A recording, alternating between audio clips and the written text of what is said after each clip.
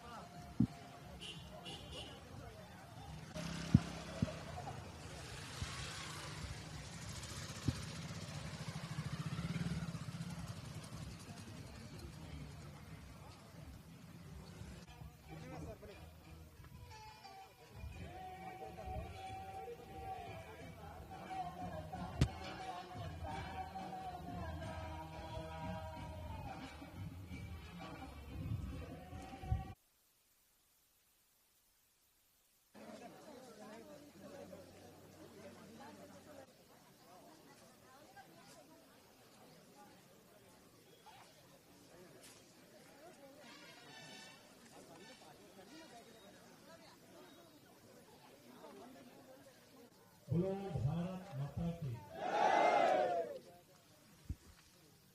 ತನಗೆ ತೊಂದರೆಯಾದಾಗ ತಾನೇ ಸಿಡಿದು ಇಳಬೇಕು ಅನ್ನುವಂತ ಗುಣ ರೈತರಲ್ಲಿ ಇದ್ದರೆ ಬಹುಶಃ ರೈತರಿಗೆ ಅನ್ಯಾಯ ಆಗುದಿಲ್ಲ.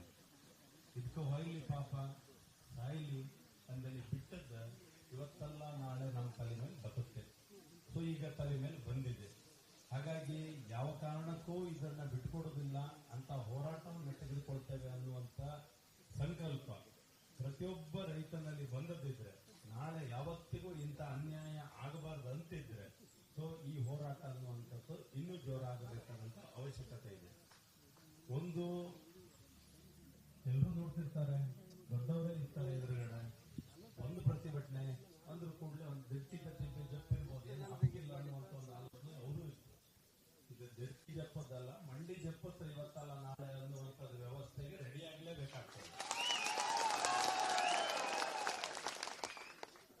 ಸೊ ಅವರು ಹೇಳದಂತದ್ದು ಕಂಡು ಕಣಿ ಅಂತೇಳಿ ಹೇಳಿ ತಜ್ಞರ ಸಮಿತಿಯನ್ನ ಇವತ್ತು ಕಳಿಸ್ತಿದ್ದಾರೆ. ಈ ಕಂಡು ಕಣಿ ಕಾಣಿ ಎಂಬ ಈ 3-4 ವರ್ಷದಾಗ ಎಲ್ಲಿ ಮನಿ ಕಂಡಿರೋದು ನಮ್ಗೆ ಅಂದಾಜಾಗುದಿಲ್ಲ. ಈಗ ಬಂದ್ಕೊಂಡ ಕೆಲಸ ಶುರು ಮಾಡಿ ಅರ್ಧ ಕೆಲಸ ಆಗಿ ನಮ್ಮಲ್ಲೆಲ್ಲ ಏನ್ ಕೇಳ್ರ ಹಾನ್ ನೀರೆಲ್ಲ ರೆಡಿ ಮಾಡ್ಕೊಂಡ್ರಿ, ಇವತ್ತು ನೀರ್ ಬರ್ತದ ನಾಳೆ ಬರ್ತದ ಅಂತೇಳಿ ಹೇಳಿ ರೆಡಿ ಆಗಿಬಿಟ್ಟಿದೆ. ಈಗ ಮಧ್ಯೆ ಬಂದ್ಕೊಂಡ ನಿಲ್ಸ್ಕೊಂಡು ಕಂಡುಕೊಂಬು ಅಂತೇಳಿ ಹೇಳುವಂಥದ್ದು ಯಾವ ಕಾರಣಕ್ಕೂ ಕ್ಷಮಿಸುವಂತದ್ದಲ್ಲ. ಆದರೂ ಸಹಿತ ತಾಳ್ಮೆಯಿಂದ ಶಾಂತ ಪ್ರತಿಭಟನೆಯನ್ನ ಹಿರಿಯರಾದ ಪ್ರತಾಪ್ ಶೆಟ್ಟರ್ ನೇತೃತ್ವದಲ್ಲಿ ರೈತ ಸಂಘದ ಹೆಸರಲ್ಲಿ ಇವತ್ತು ಪ್ರತಿಭಟನೆಯನ್ನ ಮಾಡಿ ತೋರಿಸಿದ್ದೇವೆ. ಒಳಗಿನ ಆಕ್ರೋಶ ಎಷ್ಟಿದೆ ನಿಮಗೆ ಅಂದಾಜಾಗಲಿ ಅನ್ನುವಂತ ಒಂದು ಸಣ್ಣ ರೂಪವನ್ನು ತೋರಿಸಿದ್ದೇವೆ. ನಿಮ್ಮ ತಜ್ಞರ ಸಮಿತಿಯವರು ಏನ್ ಕಾಮ್ ಕಿತ್ತು ಕಂಡ್ಕಣಿ, ಏನ್ ಕೇಮ್ ಕಿತ್ತು ಕೇಳ್ಕಣಿ. ಮತ್ತೆ ಎರಡನೇ ನಾವು ಹೊರಟ್ರ ಮೇಲೆ ನೀವು ಮತ್ತೆ ಇನ್ನೇನೋ ಒಂದು ಹೇಳುವುದಕ್ಕೆ ನಾವು ಕೇಂಬಕ್ಕೆ ರೆಡಿ ಇರುವುದಿಲ್ಲ, ನಿಮ್ಗೆ ಅಂದಾಜಿರಲಿ. ಸೊ ಅದರ ನಂತರ ಮುಂದಿನ ಹಂತವಾಗಿ ನೀವಿಲ್ಲಿಯ ಪ್ರಮುಖರು ರೈತರು ಒಟ್ಟಾಗಿ ಎಲ್ಲದಕ್ಕೂ ತಯಾರಿದ್ದೇವೆ.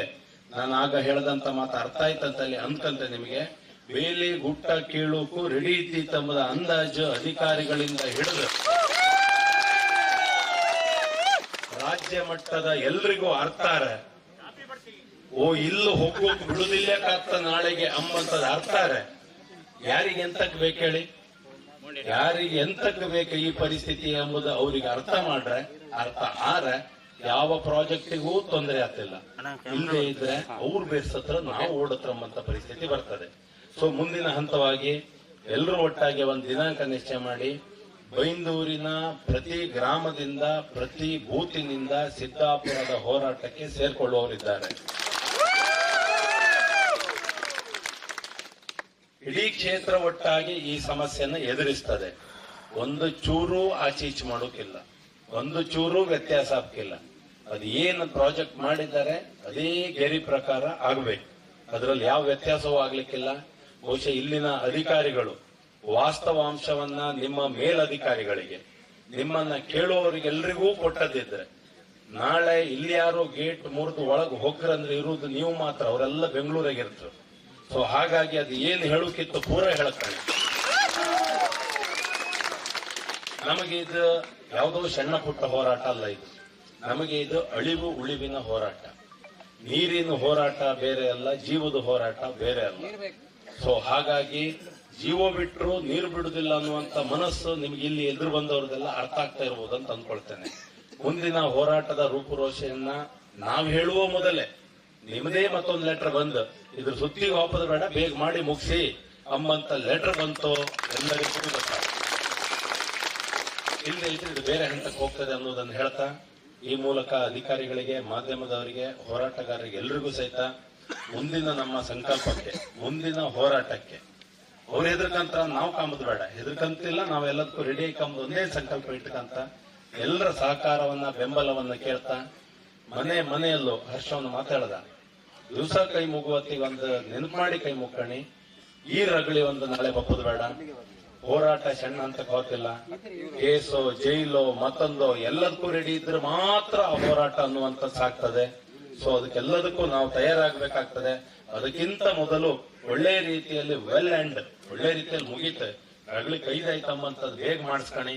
ಇಲ್ಲದೆ ಇದ್ರೆ ಎಲ್ಲ ರಗಳಿಗೆ ರೆಡಿ ಆಯ್ನಿ ಅಂತೇಳಿ ಹೇಳ್ತಾ ಇಲ್ಲಿ ಬಂದಂತ ಅಧಿಕಾರಿಗಳಿಗೆ ಎಲ್ಲರ ಮೂಲಕ ಒಂದು ಮನವಿಯನ್ನು ಕೊಡ್ತಾ ಇವತ್ತಿನ ಎಲ್ಲಾ ವಿಷಯಗಳು, ಜನರ ಆಕ್ರೋಶಗಳನ್ನ ನಿಮ್ಮ ವರದಿ, ನಿಮ್ಮ ಮಾಹಿತಿಗಳ ಮೂಲಕ ಮೇಲ್ಮಟ್ಟಕ್ಕೆ ತಿಳಿಸಿ ಆದಷ್ಟು ಬೇಗ ನ್ಯಾಯ ಬರುವಂತ ಆಗಲಿ. ಯಾವುದೇ ಒತ್ತಡಕ್ಕೆ ಯಾರು ಒಳಗಾಗದೆ ರೈತರದ್ದು ಮಾತ್ರ ಒತ್ತಡ ಅನ್ನುವಂತ ಮಾಹಿತಿ ತಿಳಿಸಿ ಅಂತೇಳಿ ಹೇಳ್ತಾ ಹಿರಿಯರದವರೆಲ್ಲರೂ ಮಾತಾಡುವವರಿದ್ದಾರೆ. ಸೊ ಈ ಮೂಲಕ ತಮಗೆಲ್ಲರಿಗೂ ಮನವಿ ಕೊಡ್ತಾ ಇದ್ದೇನೆ. ಬೋಲೋ ಭಾರತ್ ಮಾತಾ ಕಿ. ಗ್ಯಾರಂಟಿ ನ್ಯೂಸ್, ಸುದ್ದಿ ಖಚಿತ, ನ್ಯಾಯ ನಿಶ್ಚಿತ.